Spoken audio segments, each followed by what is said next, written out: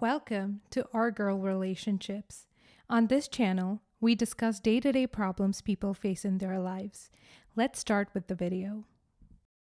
Sister-in-law who comes begging me and my wife to help out with her kids keeps expanding her field of authority in my household until I put an end to it.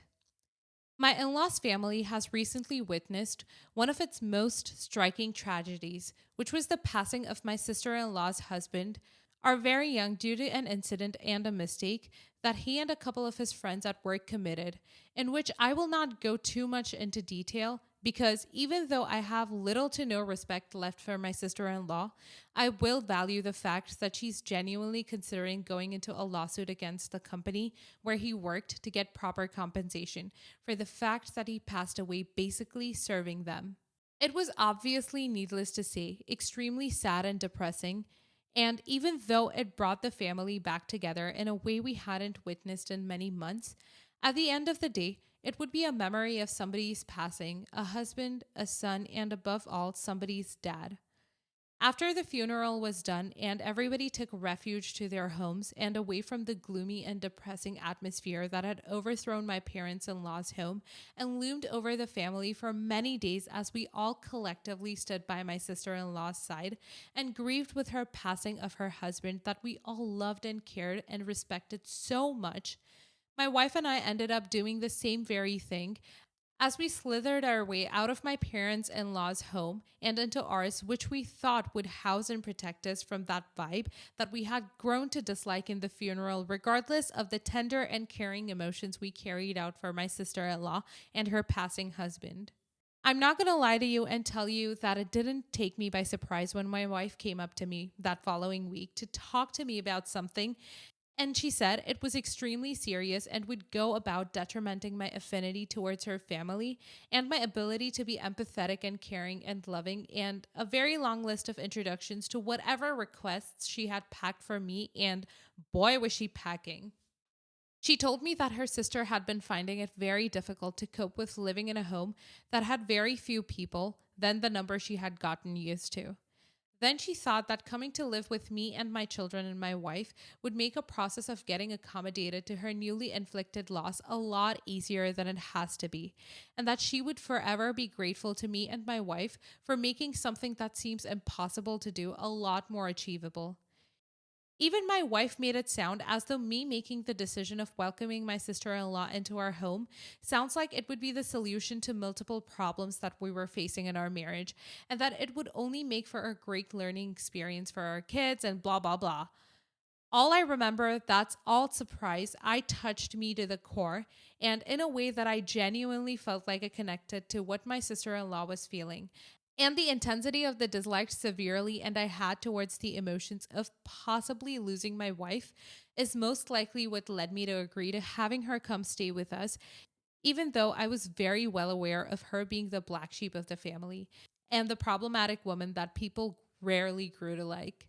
At first, she seemed very passionate, and her presence in our household seemed very least bothersome, as the only inconvenience, which is genuinely not even an inconvenience, was that she was taking up the gym room and I was having to buy a new gym subscription and commute an hour each morning for my day Kickstarter workout. I'm only saying this to compare to the gravity of the escalation of the situation because and I would have been more than happy to remain burdened by my inability to work out in the comfort of my own home. She started escalating her requests bed by bedtime. Before we knew it, my wife and I were plotting on how to find a way to get her the hell out of our household and put an end to her toxic and manipulative and destructive behavior that she was transferring to our children.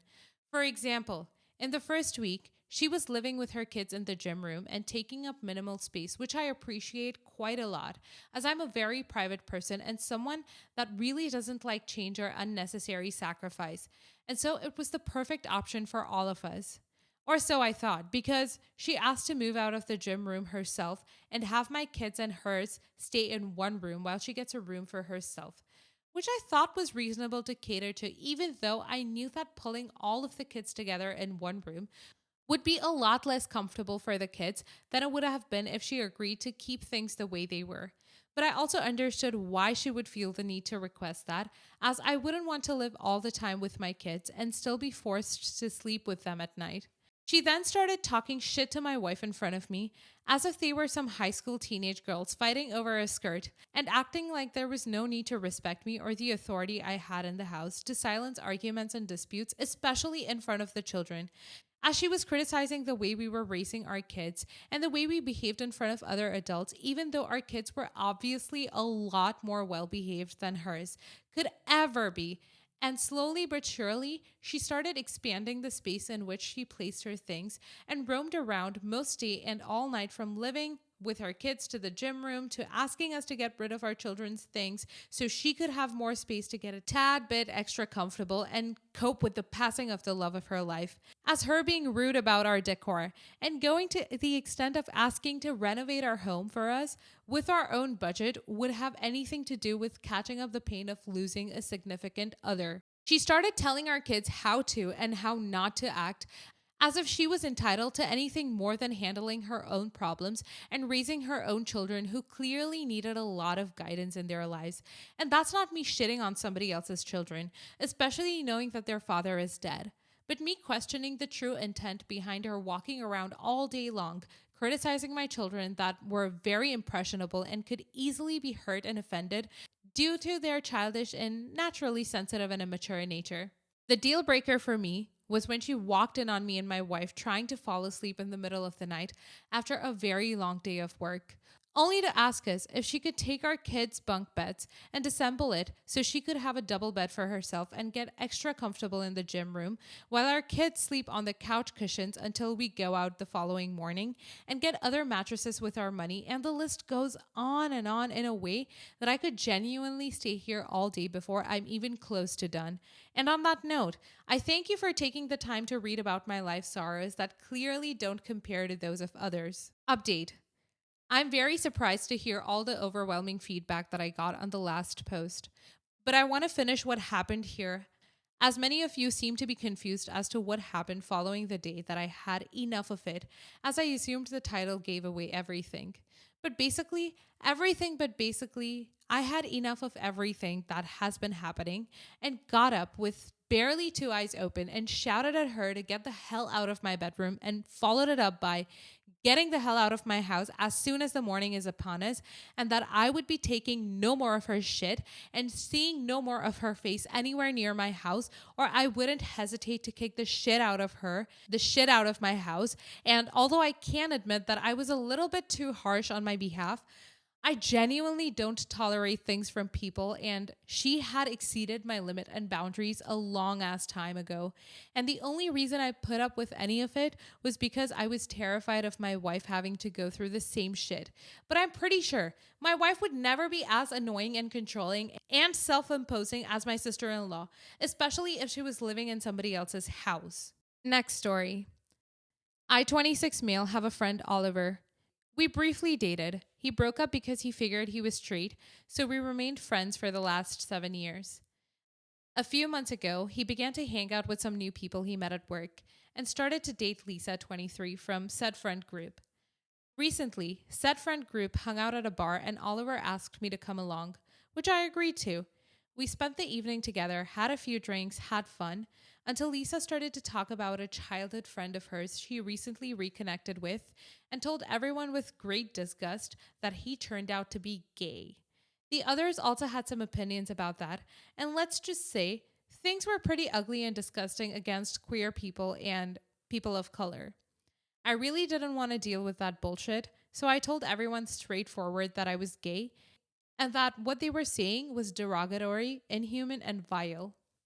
At first, they thought I was joking because I'm straight looking and too masculine, but eventually the penny dropped, and after a few moments of embarrassment, they just continued, now directly targeting me. Oliver hadn't said anything. He had just laughed along until now, and as the banter started again, he chimed in and claimed that he had no idea I swing that way. I was baffled because, first of all, the two of us used to date. He knew every boyfriend I had in these past years and went to Pride with me and his bisexual sister, and now he was laughing at these insults. I snapped. Funny, thought that was clear, and told everyone the story of how we used to date. Silence. And then hell broke loose and I left. Oliver later called me and yelled at me that he needed me to tell his girlfriend that I had been joking and that we had never dated as she broke up with him because she needed a real man and not some S who F to F. He told me that he loved her and really liked her friends and he didn't want to lose any of them.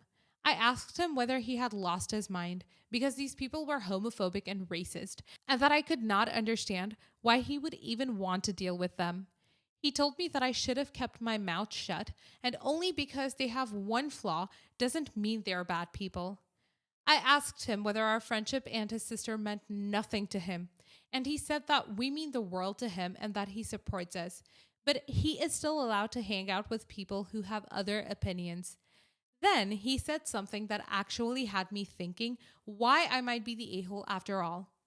He said that, first of all, I didn't have the right to out him, and that I don't have the right to choose whom he hangs out with just because I disagree with them and feel personally attacked and betrayed by him. Am I the a-hole? And should I lie to mend things between him and his girlfriend? Update. Oliver thought it was a smart idea to talk to his sister and ask her to talk to me to convince me to do the right thing. She is furious. She basically packed a few of her things and stormed out of the flat they share because she is not going to live under the same roof as a person who thinks homophobia and racism is an opinion that can be laughed at. Another update. His sister is at my place. We have beer, two very spoiled cats, movies, and a few missed calls and texts from Oliver, who is desperate to talk to us and who is apologizing for everything. Not the a-hole. I wouldn't normally be okay with putting someone on, but your friend was almost asking for it. What they and your friend were doing was awful. You were defending yourself. Your friend should have immediately shut the conversation down with the first homophobic comment that was made. Him saying he supposedly didn't know you weren't straight almost comes off as a dare to me. Your friend, X, is hanging out with people who, from their words, despise your existence and his sister's. He did nothing to defend you in front of them and is now asking you to lie to mend fences because he likes these reprehensible people. Ever seen Ozark? There was a story at the beginning of season 1 where Adele is telling a story of a lady who worked for his father for 15 years and was caught stealing and asks what his father should have done. Everyone says give her a second chance, except Marty. It's not the first time she was stealing. It's the first time she was caught. I'll guarantee this was not their first time at the gay bashing rodeo. Cut your ties and move on.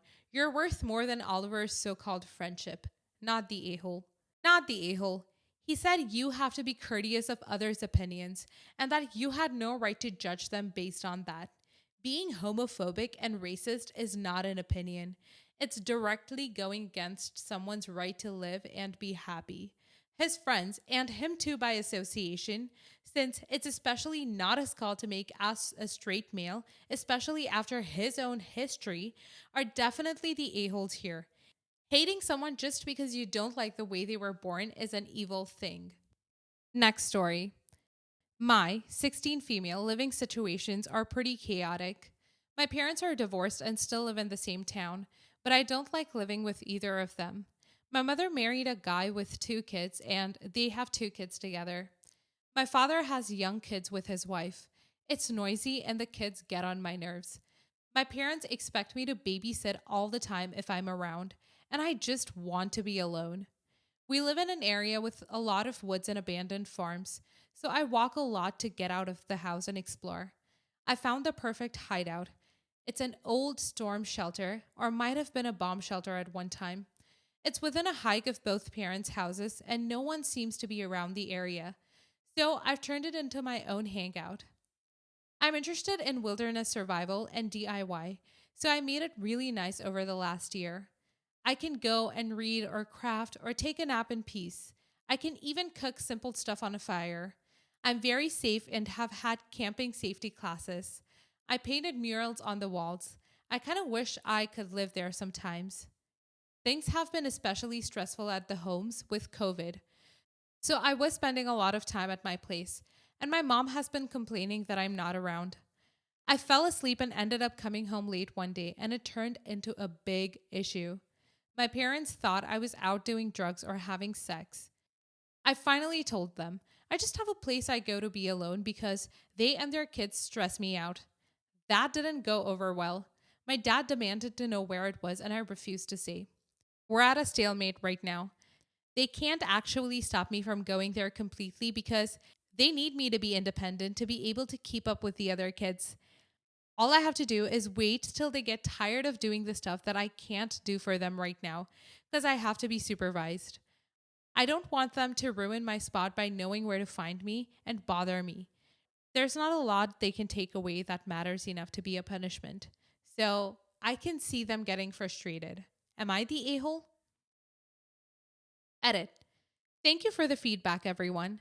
I didn't think my parents would listen, and I think they would lie and say they were okay with it and then change their minds afterwards, so I don't want to tell them.